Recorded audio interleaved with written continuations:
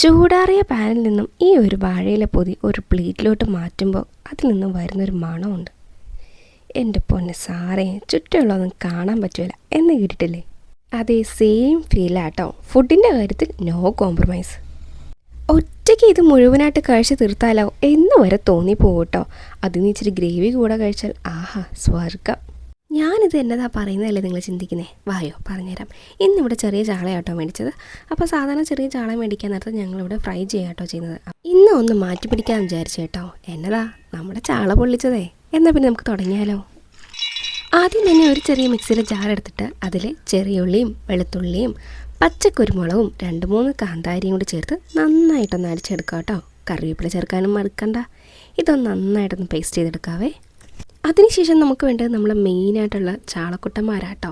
അപ്പോൾ മീൻ നന്നായിട്ട് കഴുകി വൃത്തിയാക്കിയിട്ട് ചെറിയ ചെറിയ കുഞ്ഞു കുഞ്ഞു വരകൾ ഇട്ട് കൊടുത്തതിന് ശേഷം നമ്മൾ അതിലോട്ട് മസാലകൾ തേച്ച് പിടിപ്പിക്കുക കേട്ടോ. എന്നതൊക്കെയാ?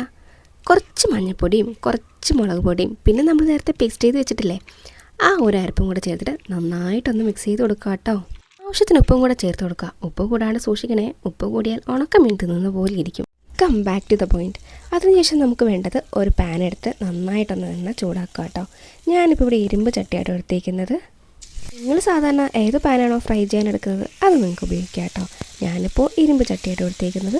അതിൽ നന്നായിട്ട് എണ്ണ ചൂടാക്കിയ ശേഷം നമ്മുടെ മീൻ ഓരോന്നായിട്ട് വെച്ച് കൊടുത്തിട്ടുണ്ട് കേട്ടോ. അടിയിൽ പിടിക്കാതെ നോക്കണം. അതുകൊണ്ട് തന്നെ കുറച്ച് എണ്ണ അധികം ചേർത്താട്ടോ ഞാൻ വെച്ച് കൊടുത്തേക്കുന്നത്. മീൻ അവിടെ നിന്ന് ഒന്ന് മുരിഞ്ഞോട്ടെ. അപ്പോഴത്തേക്കും നമ്മുടെ ബാക്കി മസാല തയ്യാറാക്കിയാലോ. മാറ്റി വെച്ച കുരുമുളക് പേസ്റ്റ് ഇല്ലേ, അത് തന്നെ നമ്മൾ ആദ്യം അരച്ചത്. അതിലേക്ക് കുറച്ച് പുളിവെള്ളം ചേർത്ത് കൊടുക്കുക കേട്ടോ. ഒന്ന് ടേസ്റ്റ് കൂടാനാണേ. പുളിയില ഉണ്ടെങ്കിൽ നിങ്ങൾ പുളിയില യൂസ് ചെയ്യുക കേട്ടോ. എനിക്കിപ്പോൾ തൽക്കാലം ഇവിടെ പുളിയില ഇല്ല, അതുകൊണ്ടാണ് ഞാൻ കുറച്ച് പുളിവെള്ളം ചേർത്ത് കൊടുത്തത്. ഈ സമയം കൊണ്ട് നമ്മുടെ മീൻ ഒരു സൈഡ് നന്നായിട്ടൊന്ന് മൊരിഞ്ഞ് വന്നിട്ടുണ്ട് കേട്ടോ. ഇനി നമുക്ക് മറിച്ചിട്ട് എല്ലാം ഇതുപോലെ ഒന്ന് മറിച്ചിട്ട് 2 സൈഡ് മൊരിയുന്ന രീതിയിൽ നമുക്കെടുക്കാം. ഇപ്പോൾ ഏകദേശം നമ്മുടെ മീൻ 2 സൈഡ് മൊരിഞ്ഞ് വന്നിട്ടുണ്ട് കേട്ടോ. അതിനുശേഷം നമുക്ക് വേണ്ടത് മെയിനായിട്ട് എല്ലാവരും പൊള്ളിക്കാൻ എടുക്കുന്നത് എന്നതാ വാഴയില. അത് തന്നെയാണ്. വാഴയില ചെറുതായിട്ടൊന്ന് വാട്ടിയതിന് ശേഷം നമ്മൾ നേരത്തെ മാറ്റി വെച്ചില്ലേ ആ പേസ്റ്റ് ഇതിലോട്ടൊന്ന് തേച്ച് കൊടുക്കാം കേട്ടോ. മീൻ പൊരിക്കുന്ന സമയത്ത് തന്നെ നമ്മൾ ഈ പേസ്റ്റ് തയ്യാറാക്കുന്ന കാര്യം എന്നാന്ന് വെച്ചാൽ നമ്മൾ ഈ പേസ്റ്റിലോട്ട് പുളിവെള്ളം ചേർത്തില്ലേ, ഇത് രണ്ടും കൂടെ കുറച്ചൊന്ന് സെറ്റാവാൻ ഇച്ചിരി സമയം എടുക്കും കേട്ടോ. അപ്പോൾ അതുകൊണ്ടാണ് നമ്മൾ മീൻ പൊരിച്ച സമയത്ത് നമ്മൾ ഈ പേസ്റ്റ് ഒന്ന് 5 മിനിറ്റ് റെസ്റ്റ് ചെയ്യാൻ വെച്ചത്. ഇപ്പോൾ ഇതേ നമ്മുടെ മീൻ പൊരിച്ചൊക്കെ എടുത്തിട്ടുണ്ട്. നമ്മൾ ഈ വാഴയിലയിലേക്ക് ഈ മീൻ ഓരോന്നായിട്ട് വെച്ചെടുത്തതിന് ശേഷം മുകളിലും താഴെയായിട്ട് നമുക്ക് ഈ പേസ്റ്റ് നന്നായിട്ടൊന്ന് തേച്ച് പിടിപ്പിച്ച് കൊടുക്കാവേ.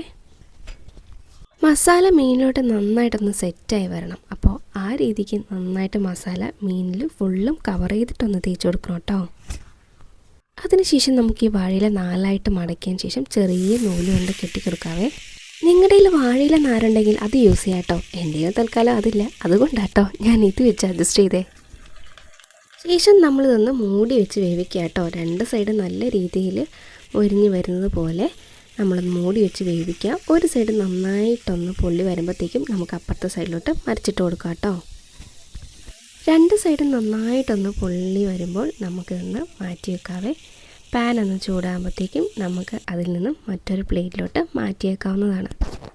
ഈ വാഴയില പൊതി പതിയെ ഒന്ന് തുറക്കുമ്പോൾ ഇതിൽ നിന്നൊരു മണം വരും കേട്ടോ. വാട്ടിയ വാഴയിലയുടെയും അതിനുള്ളിലെ മസാലയുടെയും മണമൊക്കെ ഇങ്ങനെ പുറത്ത് വരുമ്പോൾ നാവിന്ന് വെള്ളം ഓറും കേട്ടോ. അപ്പം തന്നെ കഴിച്ച് തീർക്കാൻ തോന്നും. ഇനി നമുക്ക് ഈ ഇരിക്കുന്ന വാഴയിലൊന്ന് മുഴുവനായിട്ടൊന്ന് തുറക്കാം കേട്ടോ. മീനിൻ്റെയും മസാലയുടെയും ഈ വാഴയിലയിലെയും കൂടി ചേർന്നിട്ട് നല്ലൊരു മണം വരുന്നുണ്ടേ. മീൻ പൊള്ളിച്ചത് ഇവിടെ ഏകദേശം തയ്യാറായിട്ടുണ്ട് കേട്ടോ.